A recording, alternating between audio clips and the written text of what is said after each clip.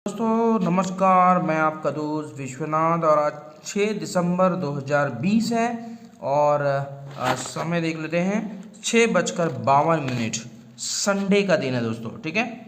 और आज जो स्टॉक है वो है राम की इंफ्रा ग्रुप की कंपनी है, यानी राम की ग्रुप की कंपनी है और इंफ्रास्ट्रक्चर्स के रिलेटेड वाली कंपनी है, यानी कंस्ट्रक्शंस वाली कंपनी है, ठीक है।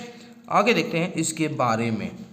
तो ये देखिए, ये जो राम की है, ये राम की इंफ्रास्ट्रक्चर लिमिटेड जो है वो one of the leading civil और इंफ्रास्ट्रक्चर इंजीनियरिंग कंपनी है इंडिया में, ठीक है। और राम की इंफ्रास्ट्रक्चर जो है वो इन्वॉल्व करता है water and waste water project, ठीक है, इन्वॉल्व है, ठीक है, जिसमें ट्रांसपोर्टेशन प्रोजेक्ट है, इरिगेशन प्रोजेक्ट भी आता है, यानी एग्रीकल्चर जो होता है ना, इरिगेशन जो पानी की जो व्यवस्था करती है वो प्रोजेक्ट में भी काम करती है। इंडस्ट्रियल्स प्रोजेक्ट है और पार्क है, पावर ट्रांसमिशंस है, डिस्ट्रीब्यूशंस प्रोजेक्ट है और घरों बनाती है, ठीक है, घर बनाती है, रेजिडेंशियल, ठीक है, कमर्शियल और रिटेल प्रॉपर्टी डेवलपमेंट करती है एंड ट्रांसपोर्ट टर्मिनल डेवलपमेंट, ठीक है। तो ये कंस्ट्रक्शन वाली बिजनेस है टोटल फुल मिला के अगर देखेंगे तो राम की इंफ्रास्ट्रक्चर से ही समझ में आ रहा है कि ये कंस्ट्रक्शन वाली कंपनी है। आगे देखते हैं। अब इसमें देखते हैं जो 52 वीक लो था वो देखते हैं। देखिए यहाँ पे 52 वीक लो देखते हैं तो 52 वीक लो जो है वो 15.05 है और अभी हाई पे ही खड़ा है 42.30, ये इसका हाई है। और देखिए मार्केट कैपिटल जो है वो बहुत ही कम है दोस्तों, ठीक है, यानी ये माइक्रो कंपनी में आएगा। 292.71 करोड़ की कंपनी है। आगे देखते हैं। अब यहाँ पे देखते हैं, यहाँ पे देखिए फेस वैल्यू जो है उसका 10 है, डिविडेंड नहीं देती है क्योंकि छोटी कंपनी है। और इंडस्ट्रीज पी देखेंगे तो इसका 20.41 है और पी रेशियो नहीं है इसका। पीसी रेशियो पीसी देखेंगे तो 26.44 है और प्राइस बुक वैल्यू देखेंगे तो 50.57 है और बुक वैल्यू अगर देखेंगे तो 74.02 है। डिलीवरी देखिए ज़बरदस्त डिलीवरी हो रही है, ठीक है, 82.62। तो फटाफट करते हैं अपन। उसके बाद हम प्राइस मूवमेंट पे आएंगे, जो हम हर बार हर स्टॉक में प्राइस मूवमेंट देखते हैं, ठीक है। तो प्राइस मूवमेंट देखेंगे तो आप दंग रह जाएंगे। देखिए राम की इंफ्रा का जो फ्राइडे को जो बंद हुआ था 19.89% का रिटर्न दिया है और वही इंफ्रास्ट्रक्चर की जो सेक्टर है, जिस सेक्टर से बिलोंग करती है, वो पूरी सेक्टर जो है 1.39% की रिटर्न दी है और सेंसेक्स ने यहाँ पे 1% की रिटर्न दी है, ठीक है। अगर हम वीकली देखेंगे तो वीकली पे अगर जाते हैं तो यहाँ पे देखिए वीकली में रामकी ने 26.54% का रिटर्न दिया है। वही पूरा कंस्ट्रक्शन कंपनी का जो सेक्टर है, इंफ्रा जो सेक्टर है वो 2.64% की ही रिटर्न दिया है, जबकि रामकी ने ज़बरदस्त परफॉर्मेंस की है। और सेंसेक्स में देखिए 2.11% की रिटर्न है, ठीक है। अब 1 मंथ में अगर देखेंगे तो देखिए देखते रह जाओगे आप, इतना ज़बरदस्त इसने दिया है रिटर्न। ये देखिए 1 मंथ में 46.02% का रिटर्न है। अगर वही पूरा कंस्ट्रक्शन सेक्टर जो है वो 20.86% का रिटर्न दिया है और सेंसेक्स ने यहाँ पे 10.99% का रिटर्न दिया है। अब यहाँ पे देखिए ईयर टिल डेट मतलब होता है कि जनवरी से लेके अभी तक का। तो देखिए 23.75% का रिटर्न है और वही इसका जो सेक्टर है कंस्ट्रक्शन सेक्टर, वो देखिए माइनस में दिया है, ठीक है। और सेंसेक्स ने यहाँ पे 9.27% का रिटर्न दिया है। तो ये ज़बरदस्त परफॉर्मेंस दिया है इसने। और 1 ईयर में अगर देखेंगे तो थोड़ा से कम रिटर्न है। 1 ईयर में करीब 8.34% का है। वही अगर इंफ्रास्ट्रक्चर की जो सेक्टर, पूरी सेक्टर जो है वो माइनस में रिटर्न दिया है और सेंसेक्स ने यहाँ पे 10.35% का रिटर्न दिया है, ठीक है। अब हम अगर चलते हैं 3 ईयर्स में, तो पिछले 3 ईयर्स में जो है वो थोड़ा से नहीं चला है, -82.5 -0.35% का रिटर्न, और सेक्टर देखेंगे तो -15.04% का, और सेंसेक्स देखेंगे 37.15% का रिटर्न दिया है। ठीक है, अब आगे क्या 3 साल के पहले का क्या, तो वो भी देख लेते हैं। तो 4 ईयर्स में देखिए, 4 ईयर्स में ये -36.68% का रिटर्न दिया है, जो कि सेंसेक्स ने 71.86% का रिटर्न दिया है। और 5 ईयर्स में देखेंगे तो 21.09% का रिटर्न दिया है, वही सेंसेक्स ने यहाँ पे 75 का दिया है। और 10 ईयर्स में देखेंगे तो -87.56% का जो माइनस में लॉस में दिया है, और वही सेंसेक्स अगर देखेंगे तो 125.77% का। तो देखिए यहाँ पे अगर देखेंगे तो 1 2 3 4 ही नेगेटिव दिख रहे हैं पूरे 10 साल में, और बाकी सब देखिए ज़बरदस्त परफॉर्मेंस है। अगर आप इसमें स्टॉक में इन्वेस्ट किए होते तो कितना शानदार रिटर्न दिया होता। ठीक है, तो ये तो पहली बात हुई। अब हम चलते हैं यहाँ पे इसकी डेप्थ देखेंगे। ठीक है, कि ये कितनी कर्जे में है ये कंपनी। तो कर्जे को इसने चुकाया है दोस्तों, बहुत अच्छी बात है। देखिए कर्जा देखिए 2019 मार्च में इसकी जो कर्जा थी वो 2.09 था। अब देखिए ये घट कर कितने हो गए दोस्तों, 1.46। जब कोई कंपनी कर्जा कम करती है, मतलब कर्जा के ऊपर अगर कर्जा लेगी तो फिर उस स्टॉक में इन्वेस्ट करना बेकार है। और जिस कंपनी में कर्जा कम करता है, यानी पहले से कम हुआ हो, वैसी कंपनी को ढूंढना है, और जीरो हो तो बहुत ही बढ़िया है। ठीक है, तो ये कर्जा कम किया है दोस्तों, तो ये कंपनी बहुत शानदार है। लेकिन अभी इसको इन्वेस्टमेंट नहीं करना है, क्योंकि ये बहुत ही 52 वीक हाई को टच कर चुका है। ठीक है, आगे देखते हैं इसकी क्वार्टर रिजल्ट। अब देखिए क्वार्टर रिजल्ट पे भी चेक करते हैं, तो क्वार्टर रिजल्ट उतना अच्छा नहीं आया था। ठीक है, कितना है, माइनस में दिया था। नेट सेल्स जो है इसकी माइनस हुई है।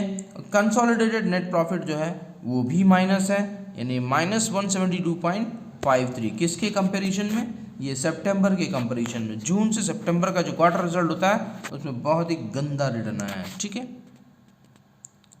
अब हम चलेंगे ईयरली बेसिस पे।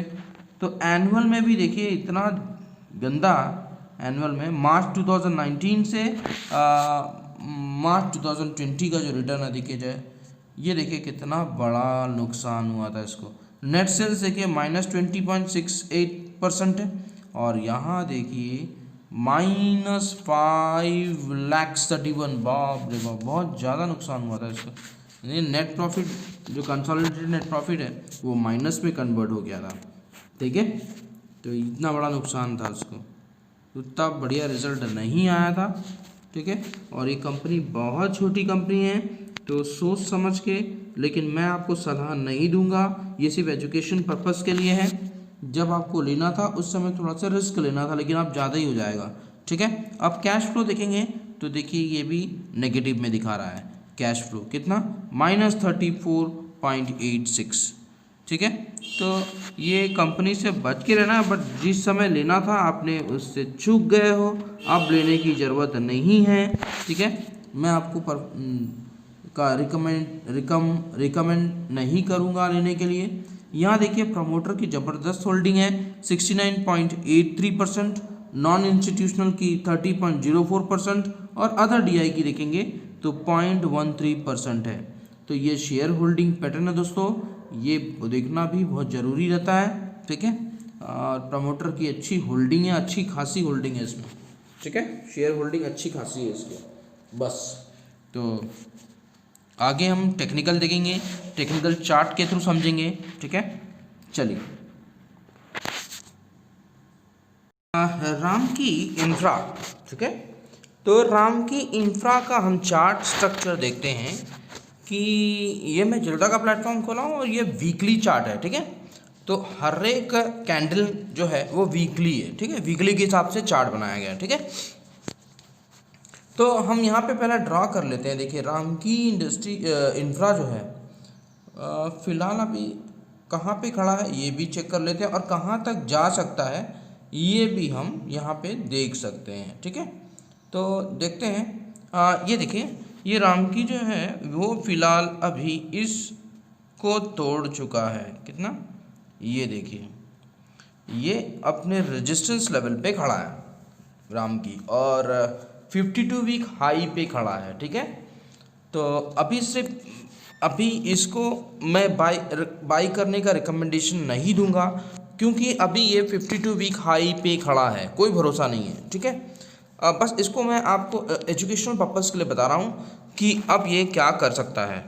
तो यहाँ पे देखिए ये इसका रेजिस्टेंस लेवल है। ठीक है, और अगर इसको ब्रेक करता है, ठीक है, अभी वो रेजिस्टेंस लेवल पे खड़ा है, अगर इसको ब्रेक करेगा तो फिर राम की इंडस्ट्रीज़ जो है उसका जो नेक्स्ट रेजिस्टेंस लेवल आएगा वो आएगा यहाँ पे दोस्तों। कहाँ पे? ये यहाँ पे आएगा दोस्तों। ठीक है, राम की इंडस्ट्रीज यानी 73 तक जा सकता है, या फिर हम इसको और नज़दीक ले लेते हैं इस कैटेगरी पे। ठीक है, 57 इसका नेक्स्ट टारगेट रहेगा। इसका जो नेक्स्ट रेजिस्टेंस लेवल आएगा वो हम थोड़ा सा दूर रख लेते हैं, और 61 का। ठीक है, यहीं से ये घुमा है ना, तो जो यहाँ से जो घुमा है तो घूमने वाले जगह पे हम रेजिस्टेंस रख देते हैं। ठीक है, ये इसका रेजिस्टेंस है 51। ठीक है, ये 51 इसका रेजिस्टेंस लेवल है।